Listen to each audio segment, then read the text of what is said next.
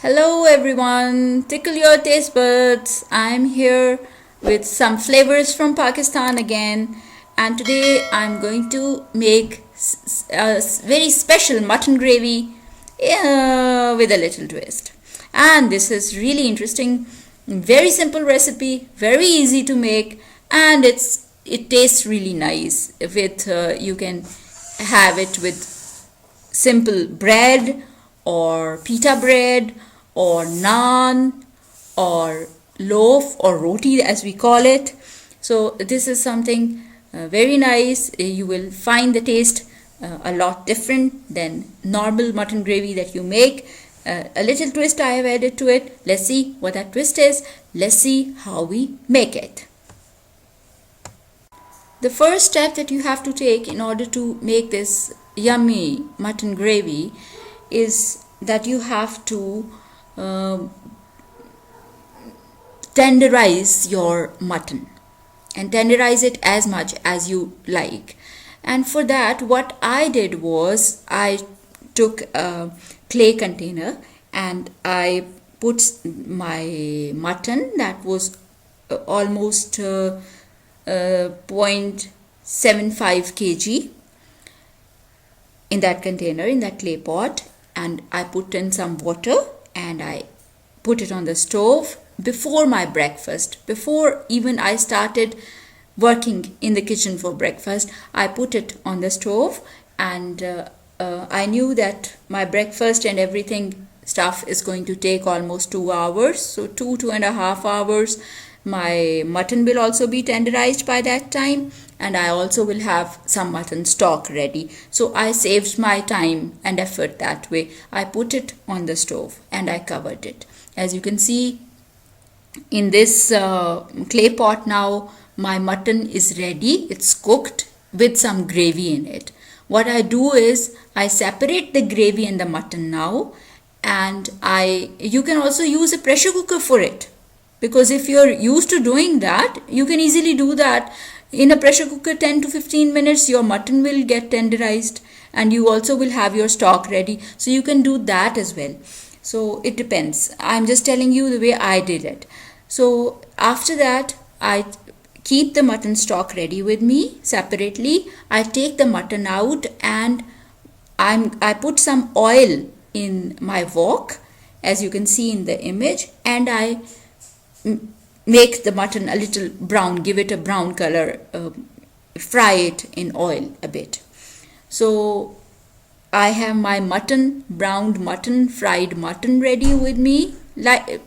Brown it on medium heat, not very low heat, because it's already tenderized. You don't need low heat for that. Then you use medium heat for it and brown it, and you will have the mutton ready and you will have your stock ready. So that is the first step towards making your mutton gravy. You can do it in a non-stick pan also. Whatever pan you use for cooking, you can use that and do it in that pan.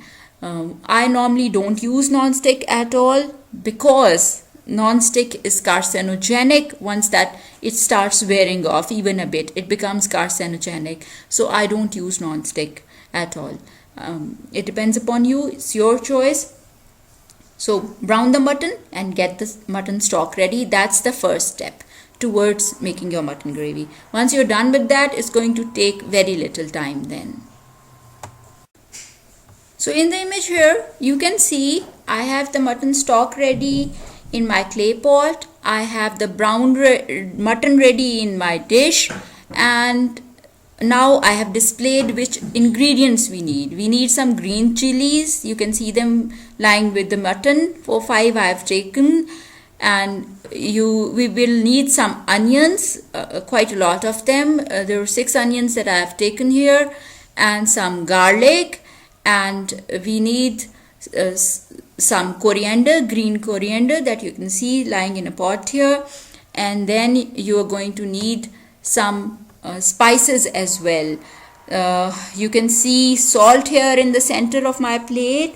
You can see the amount of salt that I used here for this particular mutton gravy was almost 1.5 teaspoon.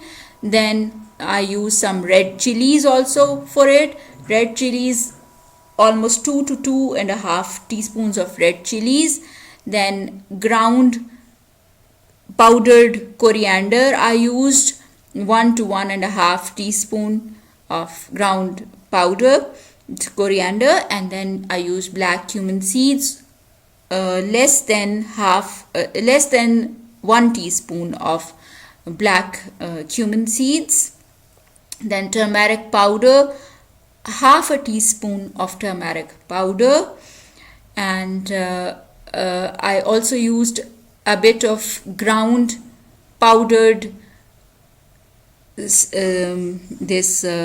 cardamom, and I used ground powdered cinnamon sticks as well, and black pepper as well. Black pepper and cinnamon sticks taken together, ground and powdered. Those I used. And where does the twist come in?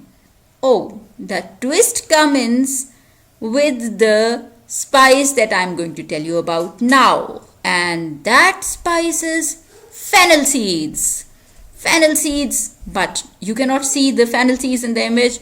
This is only powder because I took my grinder and I put in some fennel seeds, and it's 1.5 teaspoon of powdered fennel seeds that I have with me, and I'm going to add in this gravy, and that is going to give it the real twist in taste.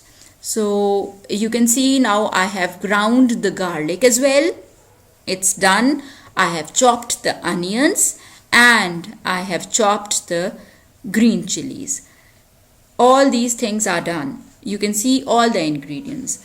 Let's see now what we are going to do with these ingredients and make it a magical mutton gravy.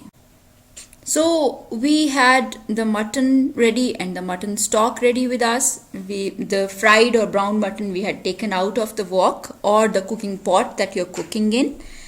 In the same oil that you have, you add onions, the ground garlic, and the green chilies that you have chopped. You can see that in the picture. I have done that, and you mix it with the ladle, and on medium heat you cook it, and keep mixing it in the meanwhile so that it doesn't burn. And in the second image you can see what shape it has taken now. When it takes that shape, the onion becomes pinkish, beigeish pink in color and becomes soft, and the garlic and the green chilies are also going to change their color. They're going to be mixed up with the onion also. When they come into this shape that you can see in this image, then you're going to add all the spices that there are that we had taken previously.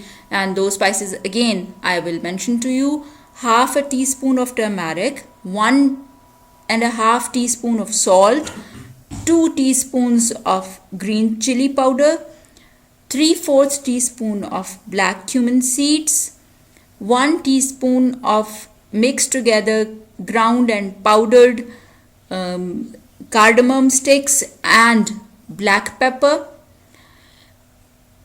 1 to 1.5 teaspoon of powdered coriander, and 1.5 teaspoon of powdered fennel seeds. That's the magic ingredient. So you, at this stage, you add all these ingredients to the onions in the cooking pot or wok or container that you're using for cooking. So as you can see, I've added all the spices now into the onions, and I mix them up with a ladle, and you mix them up. You can see the oil oozing out on the sides of the onion. That means now it's properly browned and done. And when it reaches this stage, you're going to add the mutton stock in. Okay, all the mutton stock that you had with you, you're going to add that in. Add it in, cover it, let it cook on medium heat for a few minutes. Check it after a few minutes, and this is the shape that you will get. You mix it in, the stock and the onions and everything, and this is the shape you will have. Still cover it, let it simmer and cook for 2 to 3 minutes more. and that will do the trick.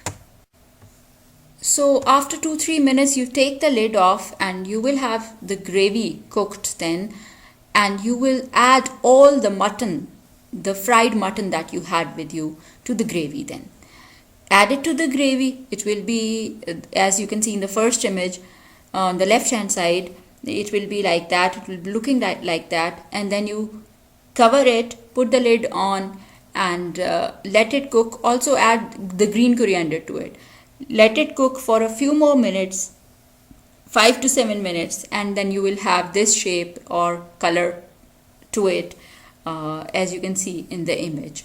And when that's done, it's almost cooked. And when it's cooked, it's ready to be dished out and served. So dish it out and add some green coriander on top so that it looks lovely. And with that, you can serve it to your guests, you can serve it to your family, you can serve it at your hotel, and you can serve it either with pita bread or loaf, or as we call it in Urdu, roti, or you can serve parathas also with it, and you can serve pita bread also with it. So it depends upon you. Whatever you want to serve it with, you can, and it will have a distinctive, very different kind of a taste than normal mutton gravy that we make. And I hope you will like it. So whatever your comments are, make it and tell me in the comment section how you found it. Did you really like it? And please share the recipe, please like it, please subscribe to the channel, and click the bell icon as well, so that you get the recipe, the next recipe, you become the first person to get it. Thank you very much. Enjoy. Tickle your taste buds.